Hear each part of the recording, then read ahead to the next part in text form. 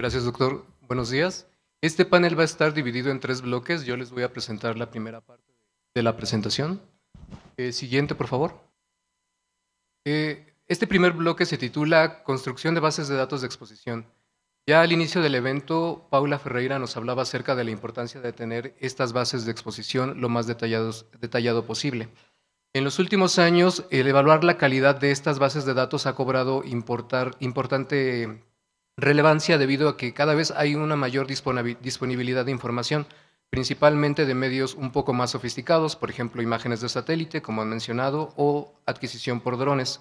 Sin embargo, no toda esta información tiene la calidad suficiente para ser empleada en las bases de datos de exposición o incluso para alimentar nuestros modelos. Entonces, realmente hay una preocupación porque la calidad de los datos sea esencial para asegurar que los resultados de estos modelos sean precisos y valiosos. Siguiente, por favor. Cuando hablamos de evaluar la calidad de las bases de datos de exposición, nos referimos principalmente a 4 características. La primera tiene que ver con su exactitud posicional, es decir, cuán precisa es la ubicación de un objeto en comparación con su posición real. Siguiente, por favor.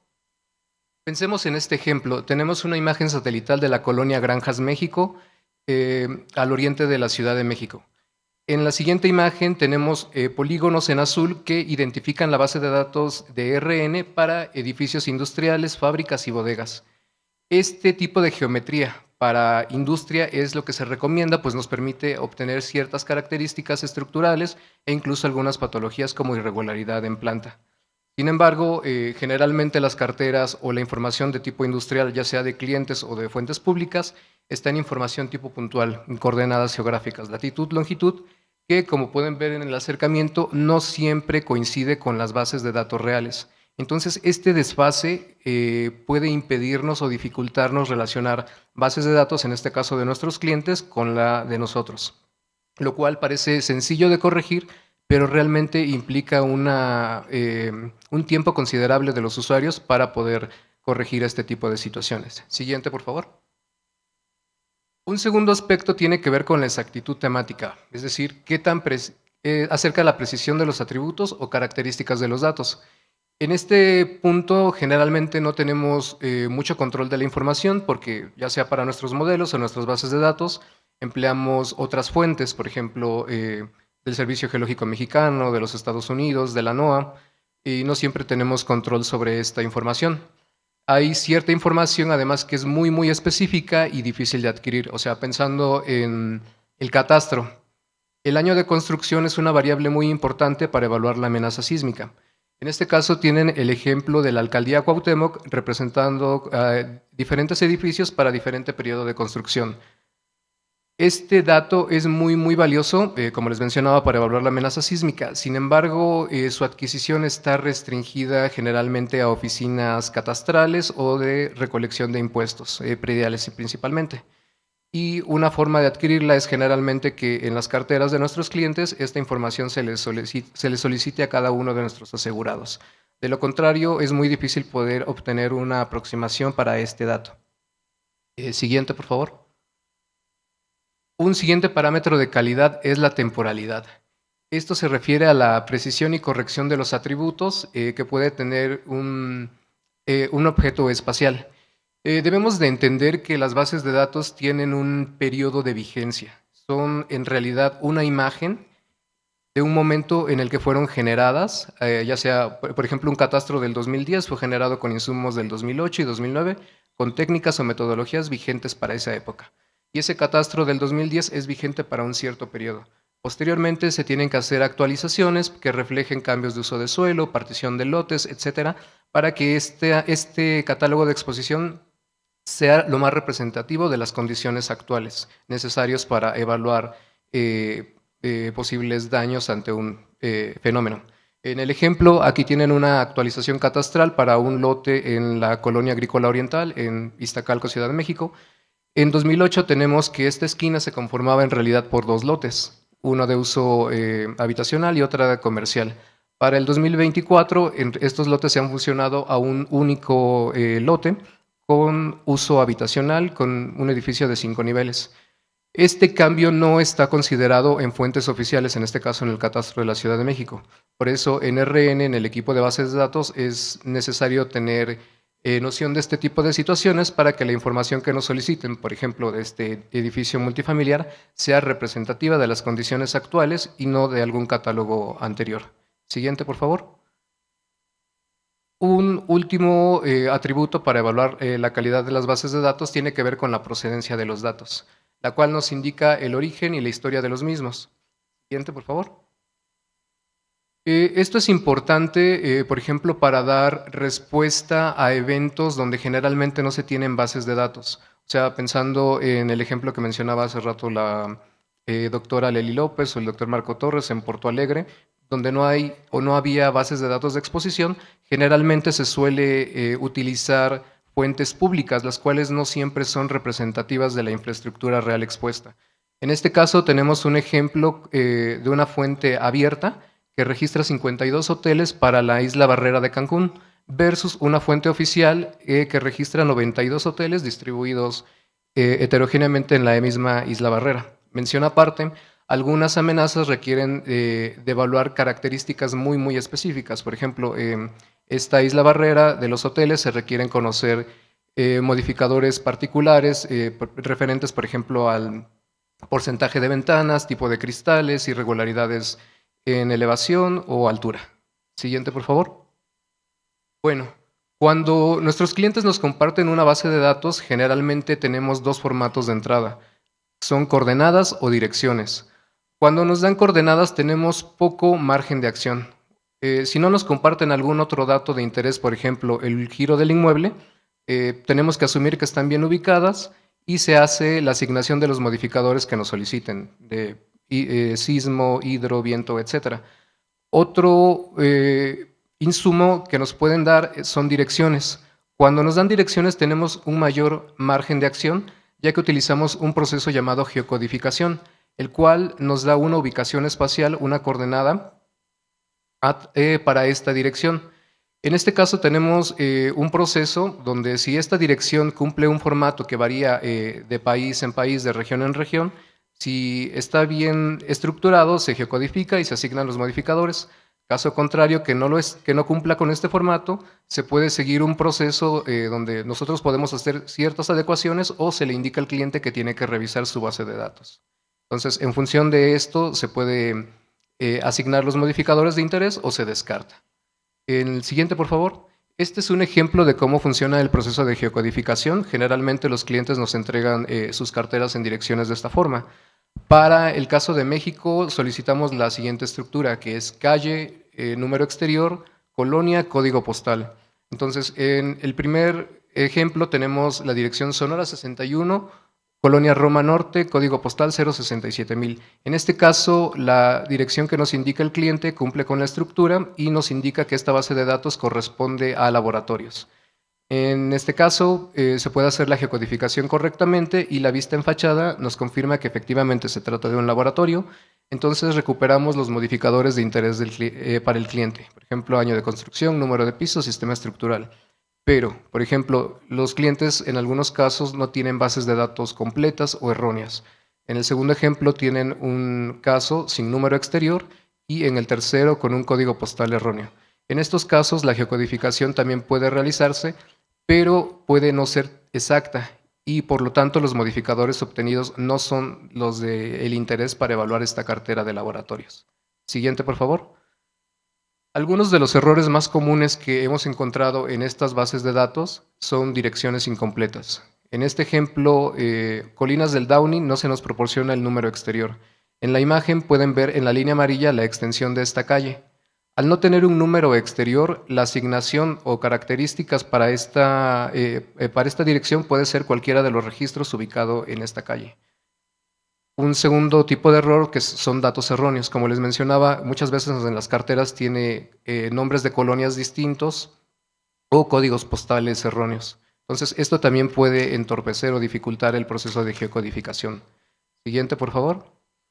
Igualmente, un error muy común es que nos dan información adicional que no es relevante para el proceso de geocodificación y puede hacer que incrementemos el número de iteraciones para dar con el registro. En este caso nos dan una calle, Arturo Prat 936, y nos dan una calle adicional. Entonces, por ejemplo, omitir esta estructura de Icoquimbo nos daría una geocodificación perfecta al primer intento. Sin embargo, tenemos que hacer diferentes iteraciones porque generalmente nos indican estructuras adicionales que no son relevantes en el proceso de geocodificación. Y un último error muy común es que la información está desactualizada. Sabemos que la nomenclatura de las calles, colonias, está en constante cambio. Entonces es importante, tanto de nuestro lado como de parte de los clientes, tener control sobre este tipo de cambios. En este ejemplo, Puente de Alvarado cambió recientemente su nomenclatura a Avenida México Tenochtitlán. Siguiente, por favor. Ahora, tenemos que tener en cuenta que los datos también están en función de la amenaza a estudiar. Hace un momento el doctor Reynoso nos dio un catálogo muy completo acerca de las patologías necesarias para evaluar la amenaza por sismo. Sin embargo, estas patologías pueden no ser relevantes para otro tipo de amenazas, por ejemplo, inundación o viento, donde cobran relevancia algunos modificadores como la cercanía a cuerpos de agua, si hay cercanía a postes, árboles, objetos en la azotea, etc. Pensando, por ejemplo, en el caso de amenaza volcánica. Amenaza volcánica, la caída de ceniza es la amenaza que tiene más alcance espacial. Y para evaluar la exposición de la infraestructura expuesta se necesita conocer características que tienen características de los techos, principalmente el tipo, el material y el ángulo del mismo. Siguiente, por favor. En este caso de estudio tenemos la erupción del Chichón, ubicado en el norte de Chiapas de 1982. Este volcán hizo erupción entre el 3 y 4 de abril de 1982 y arrojó una columna eruptiva de 20 kilómetros de altura a la atmósfera que tuvo una dispersión en el norte de Chiapas y estados vecinos, Oaxaca, Veracruz, Tabasco y Campeche. Las regiones más cercanas a este volcán tuvieron acumulaciones de ceniza de hasta 30 centímetros de altura o de espesor. Esto es importante porque cuando se evalúa la vulnerabilidad de, por ejemplo, la vivienda a este tipo de amenaza volcánica, pues se necesita conocer a detalle las características de los techos, por ejemplo. Siguiente, por favor. En estas imágenes pueden ver algunos ejemplos de daños por la acumulación de ceniza en la erupción de 1982. Cuando la ceniza se acumula en los techos, puede que estos colapsen debido al peso acumulado, principalmente cuando son de materiales débiles o infraestructura mal construida. Siguiente, por favor. Ahora, este tipo de información no se encuentra en catálogos públicos. O sea, sabemos a través de fuentes oficiales que en la actualidad, por ejemplo, para los estados afectados en la erupción de 1982, el porcentaje de viviendas con techo de lámina o metálica o de asbesto en esta región del sureste del país es aún alta, alcanzando hasta el 61% en el caso de Chiapas, y que todavía están presentes materiales con techo de lámina o de cartón y en estados como Veracruz, donde casi es del 2% del total de viviendas. Este tipo de características las podemos recuperar, por ejemplo, a través del uso de imágenes satelitales, ya que hay ciertas imágenes satelitales que nos permiten identificar la respuesta de estructuras metálicas, en este caso de los techos, en condiciones, digamos, ideales y también intemperizadas, que también es algo muy común, un proceso muy común en esta zona del sureste del país. Y esto es muy importante porque en la actualidad, pensando en esta localidad, Ostoacán, Chiapas, ubicada a aproximadamente 12 kilómetros del volcán, este tipo de materiales aún son muy usados para la construcción de vivienda y otro tipo de infraestructura. Siguiente, por favor. Bueno, en el caso de inundación, también es importante cómo tenemos distribuida nuestra exposición.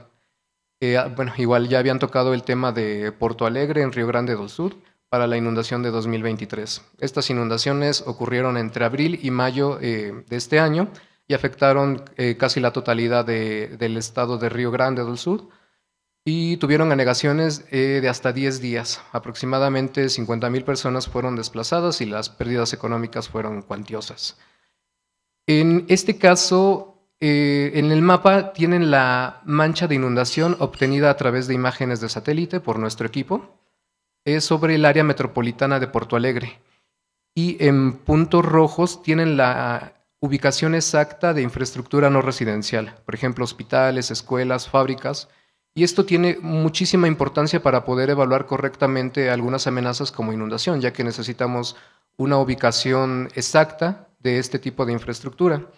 Y en los puntos tienen la infraestructura a cómo se tenía esta información de parte del gobierno brasileño. Es decir, se tenía agrupada por cúmulos en el centroide de los municipios afectados. Este tipo de distribución pues no es de interés o no nos sirve para poder evaluar eh, correctamente la exposición o la vulnerabilidad ante este tipo de eventos, independientemente de que tengamos un buen modelo. Siguiente, por favor. Bueno, finalmente quiero terminar con un par de reflexiones, haciendo una invitación para que todos nos beneficiemos de ciertas innovaciones tecnológicas para la generación de bases de datos y también para su captura.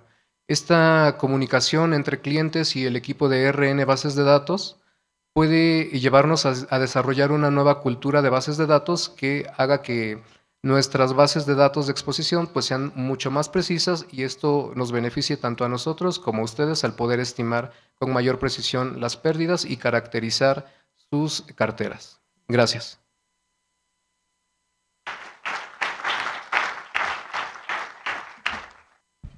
Hola, mi pregunta es referente, estuviste hablando de exactitud posicional, mencionaste algo relacionado con cuerpos de agua y al final hacías la mención de, dependiendo la calidad de la información, pues la precisión en cuanto a la determinación de la pérdida estimada. Entonces mi pregunta en este sentido es, hay un campo dentro de RN que se llama primera línea de mar. Siguiendo un poco tus comentarios y con este tema de precisión, ¿qué es más preciso de una ubicación que se encuentra frente al mar? ¿Este campo de primera línea de mar o geolocalización? Pues en realidad el campo de primera línea del mar se obtiene a partir de la coordenada. Son en realidad dos campos, primera línea de mar o primera línea de lago, que tienen características diferentes, pero si nosotros tenemos la coordenada exacta del registro de interés, o sea, podemos determinar esta distancia y con ello decir si cumple o no esta condición. Vale, mil gracias. ¿Alguna otra pregunta o comentario? Alberto Torres, de Seguros Atlas.